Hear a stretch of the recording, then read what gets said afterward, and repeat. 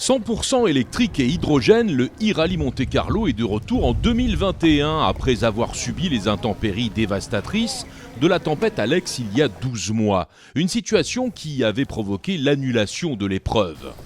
Au programme donc 15 spéciales de régularité, 350 km contre le chrono et 1 millier en liaison. Un parcours qui évolue d'année en année au rythme des autonomies.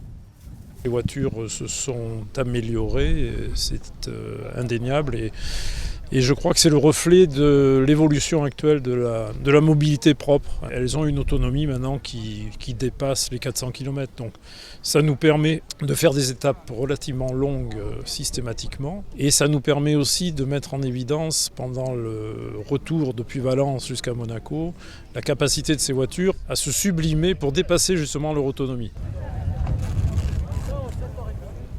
Pour cette 5e édition, le grand départ se tient ce mercredi à Châteauneuf, dans la Loire, premier domaine municipal de France autonome en énergie verte. Pour l'instant, les vérifications administratives et techniques sont en cours, mais dans quelques heures, le cortège zéro émission va prendre la route. Un vrai symbole pour mettre en lumière les potentiels technologiques des véhicules engagés dans l'épreuve. Notre commune a décidé d'investir dans les énergies vertes pour faire de l'autoconsommation, l'autonomie énergétique du bâtiment. Donc bien évidemment les arbres à vent qui sont derrière nous, qui produisent, mais vous savez que cette électricité-là produite est intermittente et donc il faut la stocker. C'est pour ça qu'on s'est intéressé assez tôt à l'hydrogène. Donc à partir de cette électricité verte qui est ici et un électrolyseur, on fabrique de l'hydrogène. Cet hydrogène est stocké, elle permet après soit de refaire de l'électricité quand on en a besoin, soit éventuellement d'alimenter des véhicules. D'où la présence du e-Rally pour son départ de l'édition de 2021.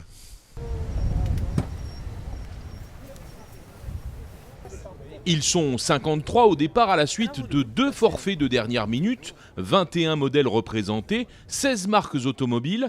Force est de constater que la diversité et l'hétérogénéité du plateau évoluent à la hausse d'année en année, avec à la clé une implication durable dans tous les sens du terme des partenaires et des municipalités. La ville de Nevers par exemple, particulièrement bien représentée avec 10 équipages. L'idée, c'est en tant qu'élu de promouvoir les mobilités propres, donc démontrer qu'on peut déjà arriver jusqu'au bout. Ça, c'est un premier challenge. On a une voiture hydrogène. Bon, logiquement, il y a moins de problèmes d'autonomie. Et puis, il faut tirer de l'expérience des éditions précédentes. Et puis, on a un peu plus de matériel. Voilà, on a mis un peu plus de moyens. Et puis, il y a des équipages qui découvrent. Donc, voilà, ça sera leur première. Mais des fois, la chance bénéficie à ceux qui débutent. Puis, si on peut être sur un podium, ça serait parfait.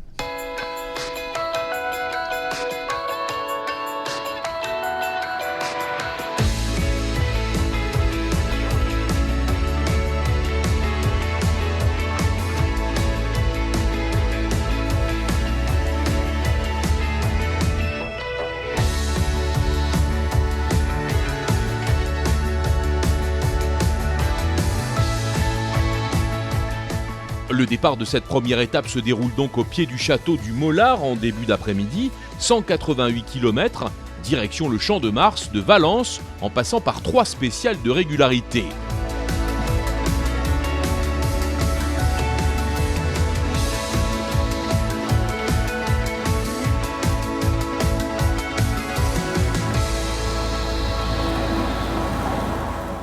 Premier secteur, Saint-Just-Grès dans la Loire, un parcours d'environ 27 km en passant par le col du Gratteau et le col de Leuillon avec une arrivée proche du point culminant du Pilat.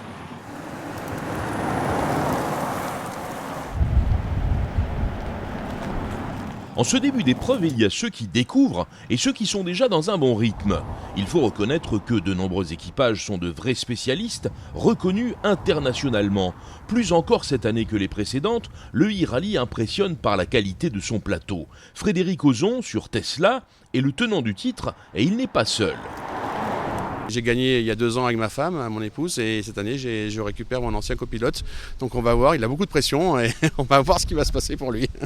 Il y a un plateau qui est intéressant avec d'anciens champions du monde et d'anciens vainqueurs de l'épreuve, donc ça va être très très relevé cette année. Donc on va essayer de faire au mieux avec les appareils qu'on a et après c'est la chance. Parmi les enjeux de cette édition 2021, il y a l'attribution du titre de champion du monde FIA, électrique et nouvelles énergies de l'e-rallye, dont Monte-Carlo est l'avant-dernière étape cette saison, ce qui donne lieu à une véritable course dans la course au départ de l'épreuve. Et les Espagnols Eneco Conde et Lorenzo Serrano en étaient les favoris au volant de la Kia e-Niro numéro 2. Ils sont leaders du classement de la Fédération internationale de l'automobile. Michael Zdarski et Jakub Nabelek occupent la deuxième place aux commandes de leur Skoda Enyaq, mais avec déjà un certain retard sur les leaders.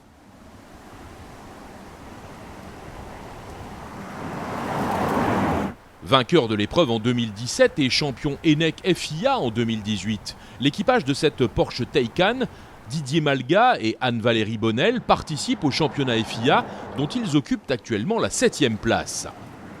Juste derrière ce pilote, Guido Guerini, engagé sur une Volkswagen ID4, vice-champion en 2020, couronné en 2016 et en 2017, il a dû changer de copilote à la dernière minute, juste avant le départ du rallye, et c'est un certain Arthur Prusak, vainqueur du e-rallye en 2016, qui lui apporte son soutien.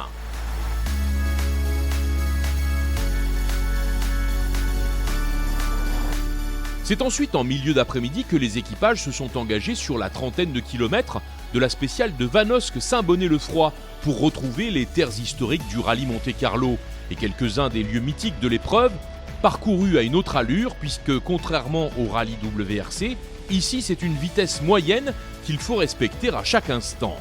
Parmi les équipages en forme de ce début d'épreuve, il y a Jacques et Serge Pastor, fidèles parmi les fidèles de l'épreuve.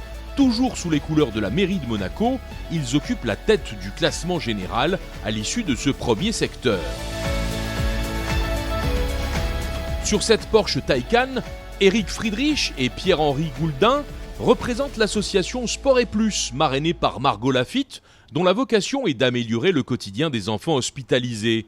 Une opération spéciale pendant le rallye est une bonne opportunité de communication pour faire connaître ses actions. L'idée de l'association, c'est améliorer le quotidien des enfants hospitalisés grâce au monde du sport. Donc on va offrir à chaque service pédiatrique des équipements informatiques, ordinateurs, tablettes numériques, des jouets, des livres, des sacs à dos. Voilà, il y a 4 packs qui sont prévus pour les 4 services pédiatriques soutenus. Le premier jour, on sera à l'hôpital d'Annonay, le deuxième jour à Valence, le troisième jour à Manosque et le dernier jour à l'hôpital de Grasse. Une vingtaine de kilomètres encore entre la Louvet et la Bâtie d'Andorre pour clore la journée et le 3e chrono du jour. On quittera ensuite l'Ardèche le temps d'une soirée pour la Drôme et sa traditionnelle ville-étape.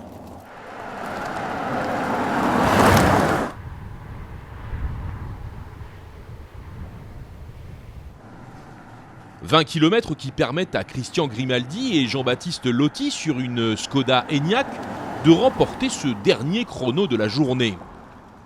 Conséquence au classement général à l'issue de la première étape, c'est la Tesla Model 3 de la famille Burel qui pointe au sommet de la hiérarchie provisoire. Emmanuel et sa fille Chloé ont été les plus réguliers sur la journée.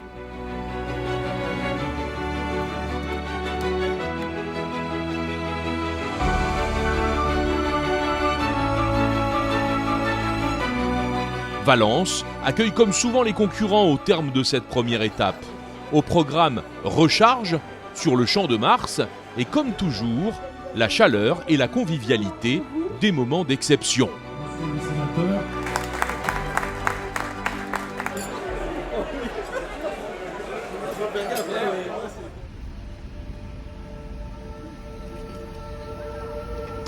Et bonjour messieurs.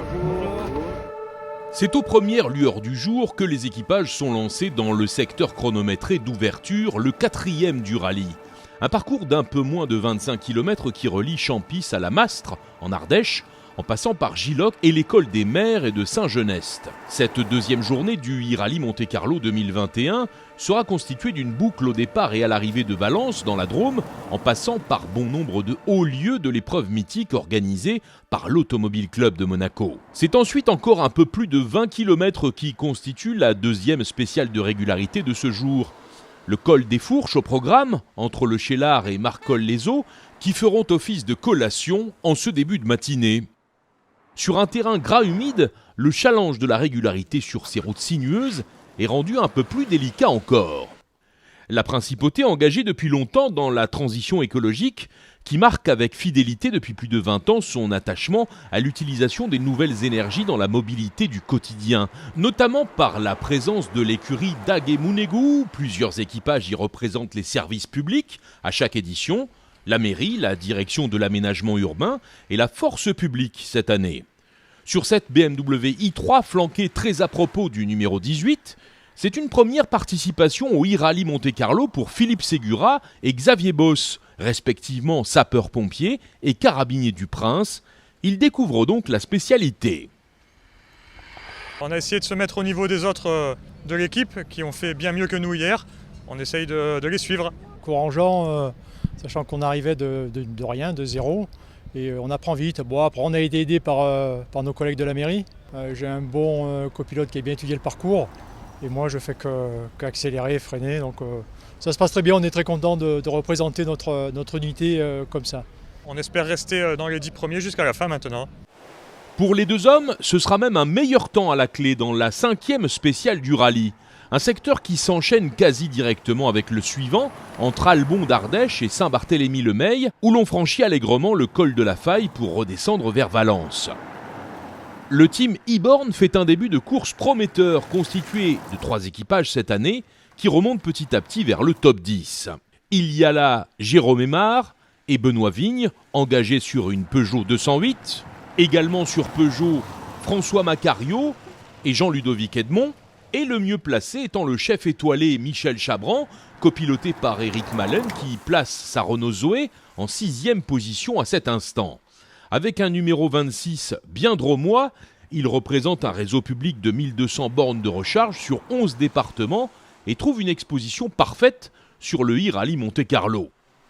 Le réseau e-Born est partenaire depuis la première édition et met à disposition des concurrents son réseau dense, son réseau important de nombre de points de charge pour que les concurrents puissent venir se charger. Et on met également à disposition une carte pour que les concurrents viennent se charger sur nos bornes. Un nouveau parc fermé en fin de matinée sur Valence et une pause pour les équipages qui peuvent mettre en charge leur véhicule avant de se lancer dans la 2e partie de cette journée et à l'abordage de la 3e étape. C'est la pause pour le chef étoilé Michel Chabran qui a embarqué son copilote avec lui avant de cette voiture.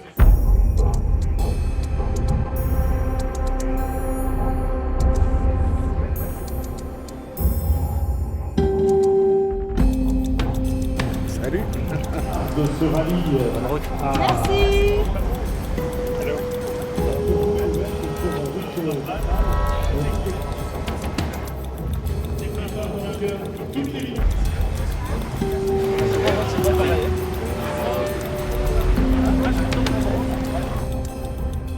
Après cette pause technique, retour aux affaires en fin d'après-midi avec un redémarrage depuis Valence pour prendre la direction de la 7e spéciale de régularité qui constitue à elle seule cette 3e étape du rallye, près d'une quarantaine de kilomètres, disputée entre le col de Tourniol et le col des Limouches, tous deux à plus de 1000 mètres d'altitude.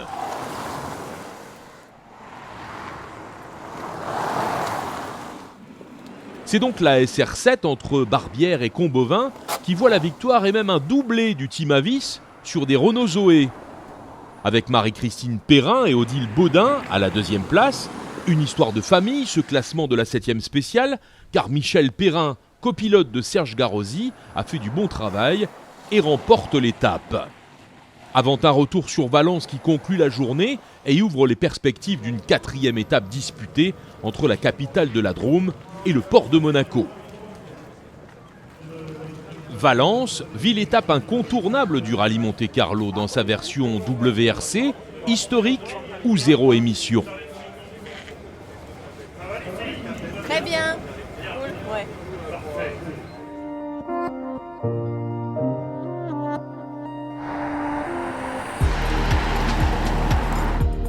Ce vendredi, un au revoir à Valence, justement à l'aube, pour prendre la direction du sud au programme de la journée, 4 spéciales de régularité à travers la Drôme, les Hautes-Alpes et les Alpes de Haute-Provence pour une arrivée à Monaco dans la soirée. Une longue journée en perspective, la plus longue de l'épreuve.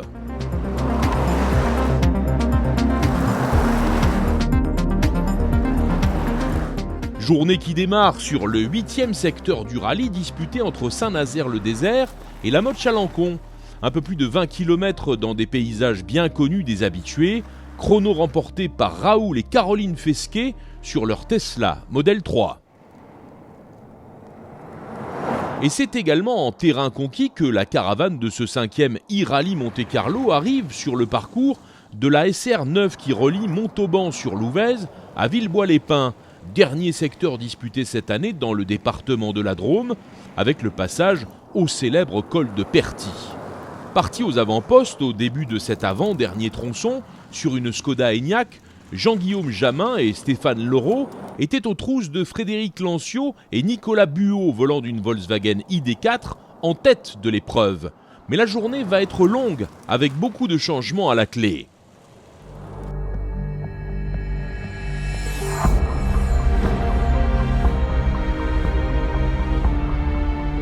Cap vers les Alpes de Haute-Provence pour aborder la 10e spéciale de régularité du rallye, plus de 35 km entre Valbel et Saint-Étienne-les-Orgues, avec le franchissement du pas de la Graille qui culmine à près de 1600 mètres d'altitude. L'occasion de saluer les équipages féminins qui participent au rallye cette année et ils sont de plus en plus nombreux.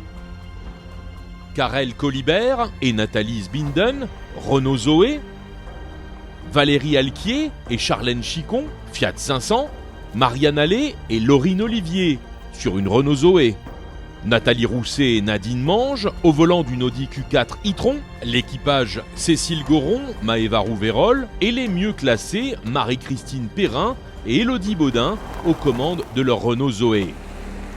La journée se conclut sur une boucle d'une vingtaine de kilomètres au départ et à l'arrivée de la Palus-sur-Verdon, un parcours qui magnifie les fameuses et vertigineuses gorges du Verdon et le plateau de 53 voitures qui était au départ cette année. L'aventure des nouvelles énergies, commencée il y a 20 ans, devenue plus récemment e-rallye Monte-Carlo, est une véritable photographie de l'époque en matière de mobilité durable. S'il n'était au début que quelques-uns, ce sont aujourd'hui pas moins de 16 constructeurs qui sont représentés dans les spéciales avec des véhicules électriques ou à hydrogène.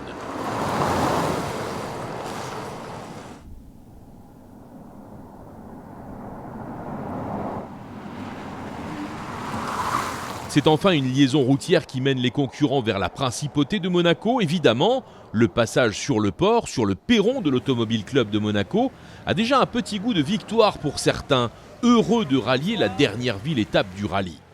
Même si bien sûr l'épreuve est encore loin de son point final.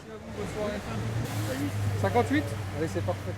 La journée a été particulièrement longue et pour les habitués des rallyes traditionnels, elle a pu prendre des allures de casse-tête. Car non content de gérer leur vitesse moyenne en spécial, il faut aussi avoir l'œil sur les réserves d'énergie à tout moment. Un univers que Michel Chabran a découvert cette année avec une certaine réussite, puisqu'il est dans le top 10. Et vraiment, on se prend au jeu vraiment d'une régularité extrême, y compris dans nos liaisons. Pourquoi dans nos liaisons ? Parce qu'il ne faut pas trop tirer dessus, sinon on est un petit peu caramel et on n'arrive pas au bout. Il faut une concentration avec tous ces petits trucs qui cliquent. On ne parle pas du mètre près, on parle des centimètres près dans ces spéciales. C'est impressionnant, on est très content, ça marche bien. Et c'est une des nouveautés de cette édition 2021. Pas de parc de recharge au pied du rocher. Comme Monaco dispose déjà d'un parc de véhicules électriques représentant 10% des immatriculations en principauté, les concurrents pourront bénéficier des nombreuses bornes de recharge Monaco On, un des acteurs importants de la mobilité verte en principauté, aussi bien dans les parkings publics que sur les places de stationnement extérieures réservées aux véhicules électriques.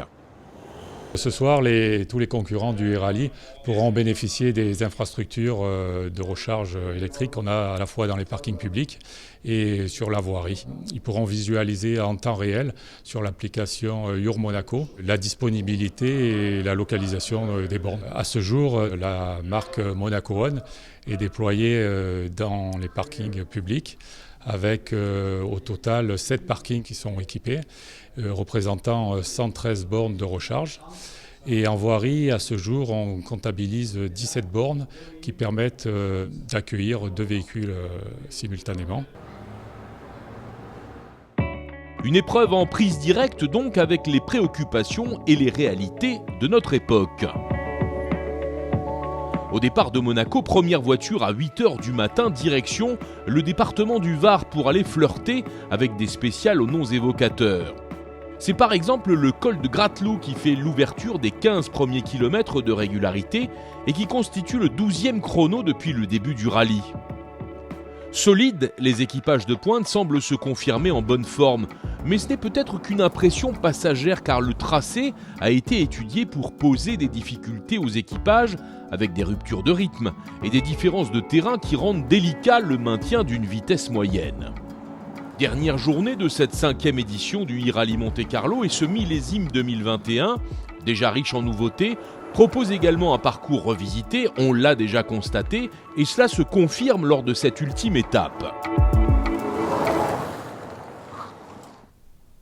Deuxième secteur de la journée, Grimaud-Gonfaron, encore une petite quinzaine de kilomètres qui longe les collines ravagées par les flammes de l'incendie dramatique du mois d'août dernier. Des images désolantes qui doivent nous faire prendre conscience de la gravité de la situation que peut provoquer la moindre imprudence dans ce milieu naturel d'exception. Il y a un verdict dans le cadre du championnat du monde FIA électrique et nouvelles énergies de l'e-Rally. Michel Zdarsky et Jakub Nabelek doivent se contenter de la 2e place aux commandes de leur Skoda Enyaq. Leur 16e position ne suffira pas à contrer les vainqueurs ibériques.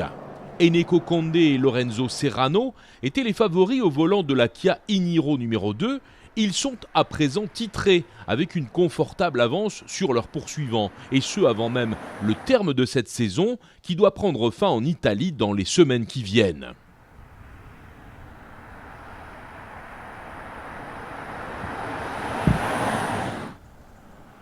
Au classement général du rallye, la hiérarchie s'est réorganisée. La tête est occupée par Frédéric Lonzio et Nicolas Buot sur leur Volkswagen ID4. Ils pointent devant la Tesla de Frédéric Ozon et Gérald Sellé qui sont 2e. Et à la 3e place, on retrouve les Dromois, Michel Chabran et Éric Malène au volant de la Renault Zoé du team e-Born.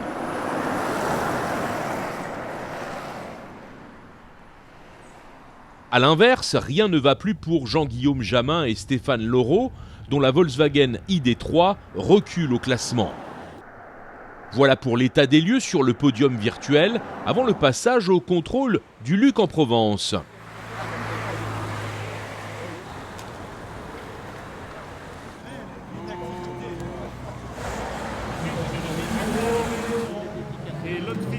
C'est beau, c'est le bonheur.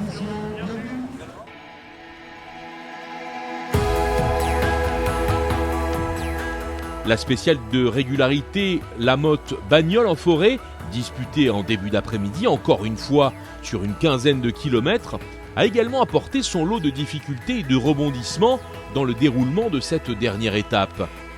Et encore une fois, sur le podium, on confirme les tendances affichées. Les 3 leaders du général se classent aussi au sommet de cette spéciale. La victoire est jugée ex aequo entre 2 Zoé, celle de l'équipage Radio Vinci Autoroute, Nice Matin, Denis Caro, Virginie Decorte, et celle de Michel Chabran et Éric Malène qui confirment ainsi une place dans le dernier tiercé. Même distance et un découpage particulièrement équilibré dans le roadbook, c'est déjà la 15e et dernière spéciale de régularité de cette édition 2021. Un constat que l'on peut risquer avant même le drapeau à damier, c'est une fois encore une nette augmentation du niveau de compétitivité, ce qui anime le peloton des concurrents et sacre de beaux vainqueurs de retour à Monaco. Ce ne sera pas pour cette fois pour Glenn Markussen et Olivier Fauché qui participent à l'épreuve cette année avec la seule voiture hydrogène au départ, une Hyundai Nexo. Une satisfaction pour Piotr Mozon et Étienne Sorlet, des fidèles au volant d'une Peugeot 208 qui conclut à la 7e place finale.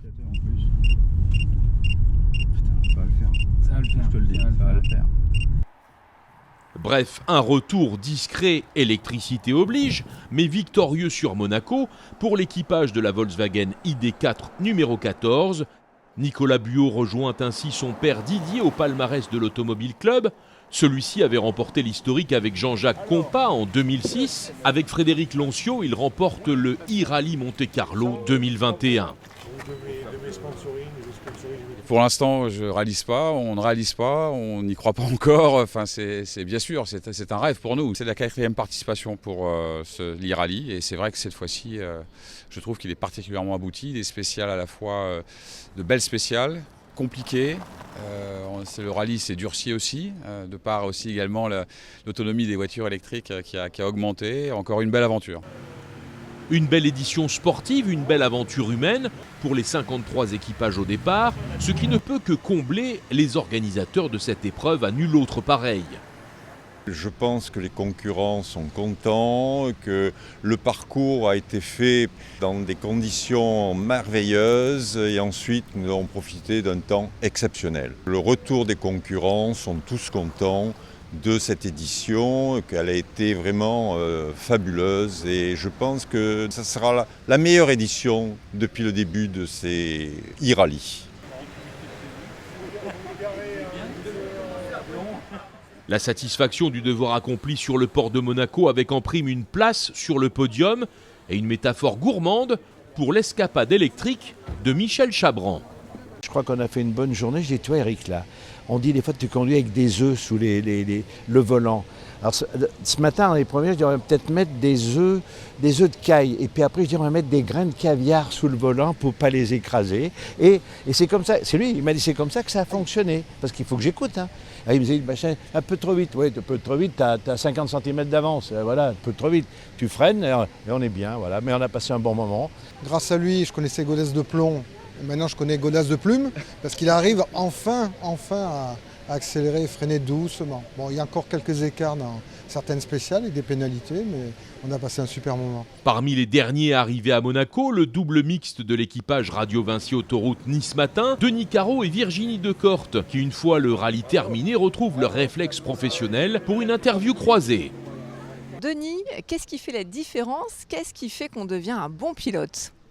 Je ne sais pas ce qui fait la différence et je ne sais pas si je suis un bon pilote, mais en tout cas j'ai une bonne copilote et c'est ce qui a permis de faire la différence et à la fois de s'amuser et pour la première fois en 3 participations d'obtenir sur certaines épreuves de régularité des performances honorables. Ça vous va monsieur? Virginie, quel est ton secret pour supporter 2000 virages par jour et pour ne pas être malade dans le siège du copilote? D'avoir un bon pilote, ça aide franchement, d'être bien accroché aussi et puis de suivre le rythme du cadenceur. Je dois avouer qu'il m'a bercé, il m'a accompagné, ça a dû aider pas mal. Et puis peut-être aussi d'essayer la gymnastique du strabisme, voilà, de regarder à la fois la route et puis à la fois le cadenceur. Ça permet aussi de garder un estomac en bonne santé.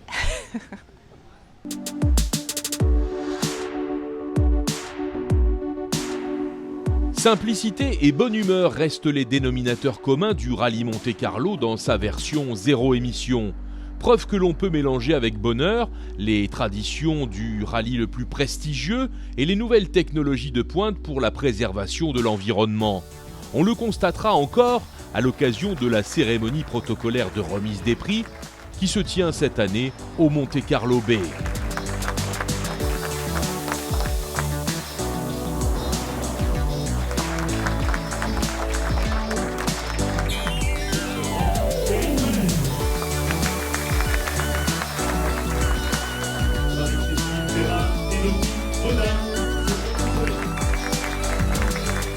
On est super contente, en plus on y est allé toujours crescendo et avec Elodie c'était son premier rallye en tant que copilote et moi c'était mon premier rallye sur une voiture électrique. C'est une approche complètement différente du rallye traditionnel qu'on connaît et aussi de la régularité, donc on a vraiment passé un excellent moment.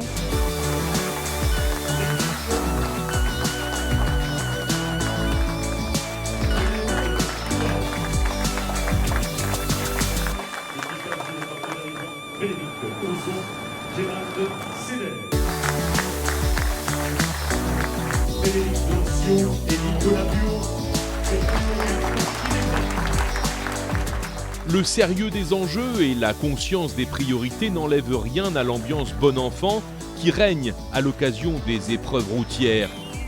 L'occasion aussi de tourner une page finale avec tous les acteurs de cette édition et de se fixer rendez-vous en 2022, c'est au début de l'automne, qu'aura lieu la 6e édition du e-Rally Monte Carlo.